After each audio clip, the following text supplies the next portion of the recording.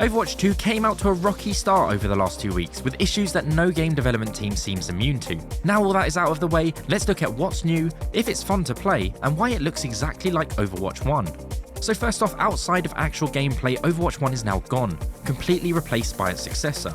And with this comes a new business model in that it's gone free to play, with a slightly more aggressive push towards those juicy microtransactions.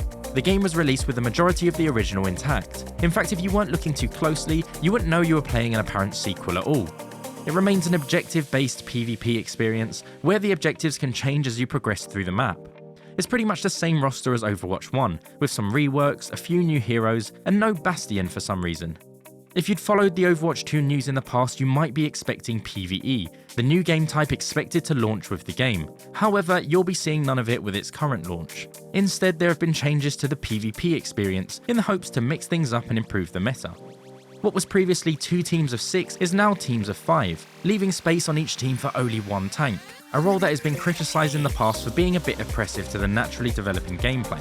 So the meta has opened up to the likes of damage dealing roles who have a greater proportion of squishier targets to fight against. In addition to the existing maps come 6 new ones, adding to the already varied and attractive scenes turned battlefields, and of close resemblance to locations in the real world.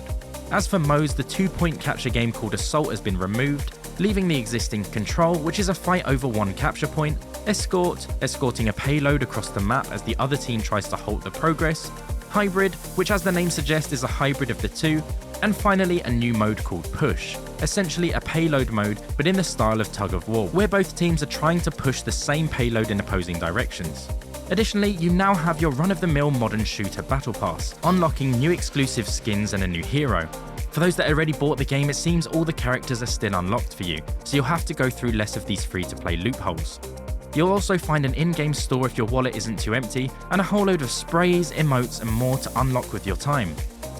The original Overwatch grew to be one of the most popular team-based first-person shooters on the market, and with a wide selection of characters to choose from allowing players to tailor their playstyle to the role that they want, solid gameplay mechanics and a smoothness and good-looking aesthetic that helped the game age well, this all meant that Overwatch did well from the beginning to the end of its life. And now we have Overwatch 2. The next iteration of the IP and a game that's added new heroes, new maps and switched things up a bit in the game modes. And while a lot of these changes are not going to hit the mark for some of the die-hard fans of the original game, I think that Overwatch 2 is still a really fun team-based shooter, and I think it's going to keep that top spot in its niche. If I'm honest, I don't really see too much difference between Overwatch 1 and Overwatch 2, and I'd call it more of a big update than a brand new game. There really isn't enough here to take the game's title and just slap a 2 on the end of it. There are some new heroes, there are some new maps, the UI is cleaner for the most part, and the devs have promised more content. But as we all know, if promises in the game world were kept, most of us would be much less cynical people. As it stands, for me, this is an Overwatch 1 point something, nowhere near an Overwatch 2. But that's what they've chosen to call it for some reason, so we'll roll with it. That being said, I feel like I've had more fun in Overwatch 2, possibly because the tweaks in the style of play are more suited for me in the 5-man teams. Or possibly because when I first played Overwatch 1, I was absolute trash. But I like Overwatch 2, I like the flow, I like the feel, and I like the fact that most of the positives from the first game have been carried over. The gameplay is smooth and polished, the gunplay is satisfying, and there's a Goldilocks-like skill ceiling that isn't so high that pushes new players away, but isn't so low that there's nothing for experienced players to aim for.